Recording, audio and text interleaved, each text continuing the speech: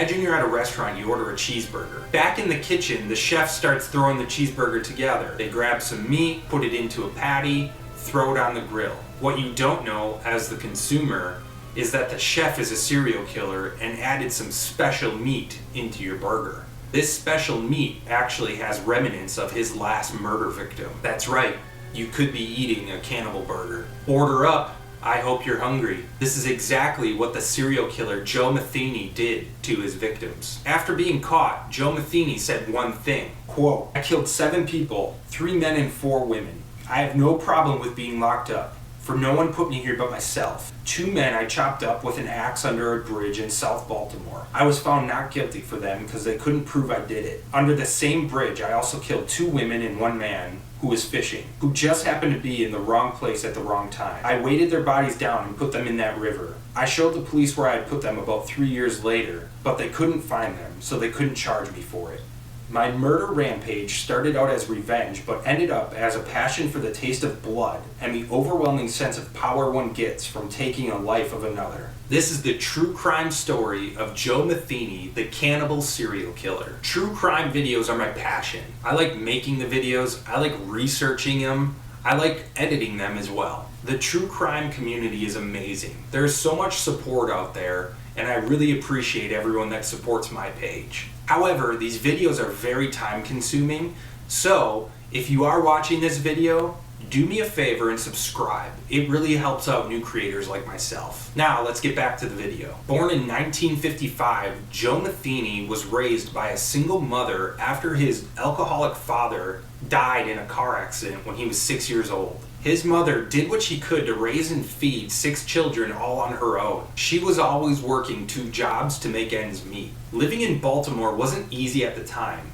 Also, raising 6 kids alone wasn't easy either, but she made it work. Joe would often state that he was sent to live with foster families throughout his childhood, but his mother refutes those claims and says she actually gave those kids a great life.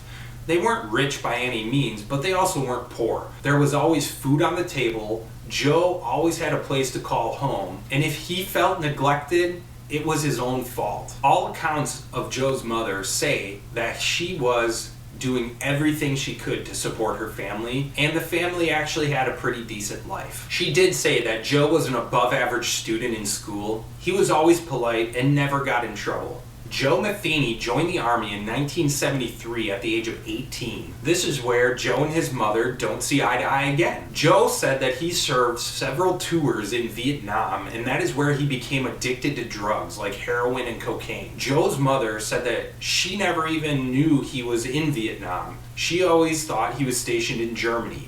So they're clearly just not on the same page when it comes to Joe's life. All news reports that I could find on Joe Metheny couldn't verify his Vietnam service either. Upon leaving the Army, Joe worked some odd-end jobs. He was in a lumberyard for a while, and then he became a truck driver. He was able to settle down, get married, move into a trailer with his wife, and even have a son together. That happiness all came to a screeching halt one night when Joe came home from work. After being gone for almost 2 weeks out on his truck driving route, Joe was excited to finally be home. He was pulling into his driveway, getting out of his vehicle, and walking up to his trailer. As he was getting to the door, he was excited to be greeted by his wife and child. As he opened the door and looked into the trailer, everything was missing, including his child.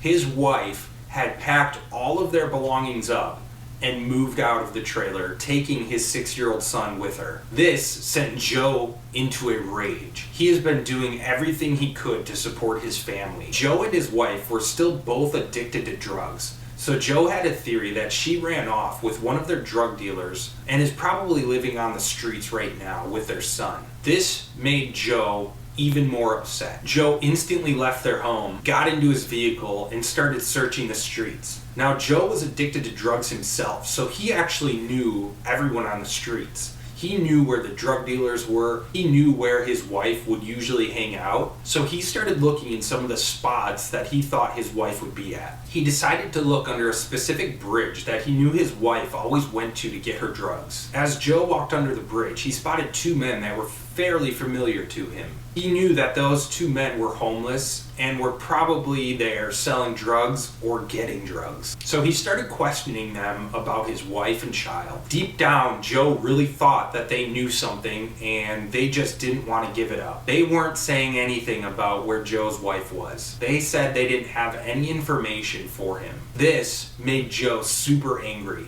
because he thought they were hiding something from him. In his fit of rage, Joe grabbed an axe and killed both of the men. He then started chopping their bodies up with the axe. After cleaning the crime scene up a little bit, Joe noticed that there was a female sex worker nearby. Joe confronted this worker, lured her under the bridge where he sexually assaulted her, then killed her. Most people deem that these first 3 killings were a crime of passion because he was just so enraged that his wife left him, that he didn't know where to channel his emotions, and this is the best solution that he could come up with. However, after these first 3 killings, Joe realized that he basically got a high off of killing people. And this high was as good, if not better, than the drugs he's been addicted to. He realized that thrill killings were actually his passion, and he used that as a crutch to kill anyone that wouldn't give him information about his wife. Still under the bridge with 3 dead bodies, Joe Metheny starts to look around and realizes that there is blood everywhere. He starts to panic a little bit. He starts to clean everything up when he heard something in the distance. It was another sex worker, and she was making her way under the bridge and was going to bust him. So before she even knew what was coming, Joe decided to ambush her. He grabbed her, threw her to the ground, and ended up killing her as well. Trying to work as fast as he can now to get out of there, he placed her body in some bushes along the riverbank. As if the story can't get much worse, then Joe notices that there is a fisherman just down the river from where he's at. He thinks that this fisherman may have seen what had just taken place, so he decides to kill him as well. Joe grabbed a steel pipe that was under the bridge and ambushed the fisherman. He hit him in the head once, killing him almost instantly. Joe was later quoted saying, "It was a very busy night.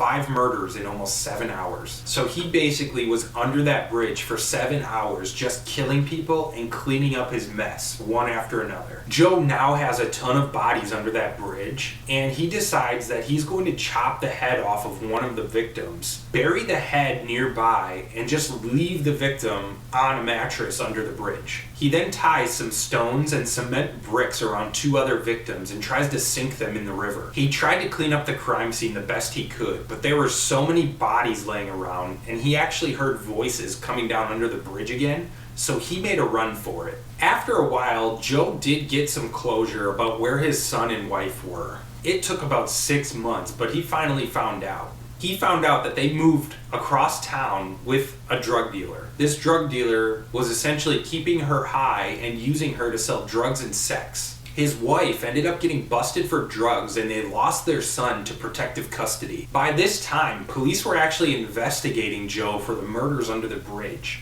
and they have actually arrested him for the murders. However, they couldn't prove it, so they actually had to let him go. He spent 1.5 years in jail awaiting the trial just for the case to be dismissed because they didn't have enough evidence against him. Without any other evidence tying him to the crimes that night, they weren't able to keep him there. So he was released. With Joe's time behind bars awaiting his trial for these murders, he really did some inner thinking. He found out that he really enjoys killing, and he's going to keep doing it once he gets out. Shortly after being released from jail, Joe Metheny was back at it again. He lured a couple of sex workers to his trailer where he sexually assaulted them, then killed them. Joe would continuously lure sex workers to his trailer with the promise of drugs and money. Once they were inside his trailer, he would sexually assault them, then kill them. His MO was strangulation. Once his victim was dead, he would then dismember them. He would cut off meaty parts of flesh from the bone and store it in Tupperware containers in his freezer. Let's be clear here. He would not just dismember these victims, he would literally butcher them to get meat. At the time, Joe was renting a trailer from a pallet company that he worked for. The owner of the pallet company gave him permission to just live on the premises. So, whatever didn't fit in Joe's freezer, he would actually go out and bury the bodies in this pallet company lot. Also, it's worth noting, at this point in Joe's life, he was not in his peak physical condition. Joe was about 6'1" and 450 pounds. Whenever he lured his victims into the trailer, they basically didn't stand a chance against him. He is such a big person, he would easily overpower any female victim that he wanted to. This MO went on for a long time. Joe states that he killed about 10 people this way, but the authorities weren't really able to prove any of them. As Joe was still working for this pallet company, he decided he wanted to make a little extra money. So he opened up a roadside barbecue pit right by where he worked. Essentially, this was a food truck serving roast beef sandwiches and hamburgers. Over the next several weekends, Joe would mix his victims' flesh that he'd been storing in his freezer with the beef and the pork that he was using to cook hamburgers and roast beef sandwiches at his barbecue pit stop. Joe would form this into little hamburger patties and serve these to his customers. Now, this barbecue pit was right next to a popular truck stop, so his business was booming. He constantly had people lining up for a quick bite to eat. What they didn't know was they were eating his victims. When Joe started running low on meat, he would essentially lure another victim into his trailer and kill them. Joe later told police that he received no complaints for his food. He said he also tried it himself and it tasted like pork. Joe Metheny went on to do this for quite a while. He was finally caught in 1996 when one of his victims got away. Rita Kemper was lured into Joe's trailer like all of his other victims were. Once in the trailer, Joe hit her over the head and was about to start strangling her. However, Joe failed to knock her unconscious, so Rita was able to get up and scramble out of the trailer. This escape, however, still wasn't over.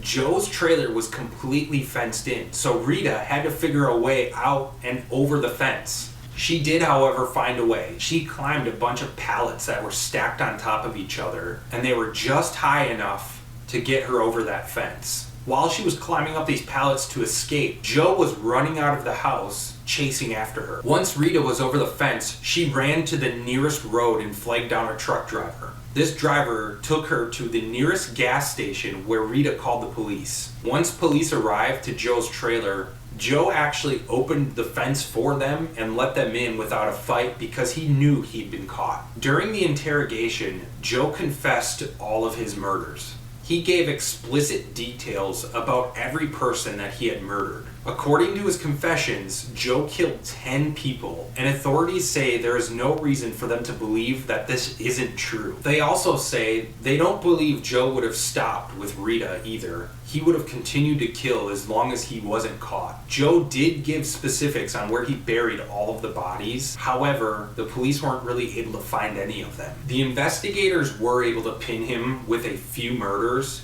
and the jury found him guilty, and he was sentenced to death. However, in 2000, a judge actually overturned the death sentence because the evidence just really wasn't there. They did keep it at 2 consecutive life sentences. Joe Metheny's statement to the court reads, "The words 'I'm sorry' will never come out, for they would be a lie. I am more than willing to give up my life for what I have done, to have God judge me and send me to hell for eternity. I just enjoyed it. The only thing I feel bad about in any of this is that I didn't get to murder the 2 people I was really after, and that's my ex-old lady and the bastard she got hooked up with." Joe Metheny, the cannibal serial killer, died in 2017. Thank you for watching this true crime story of Joe Metheny. If you like this video, please subscribe. Also, if you want to see other true crime videos of mine, click up here.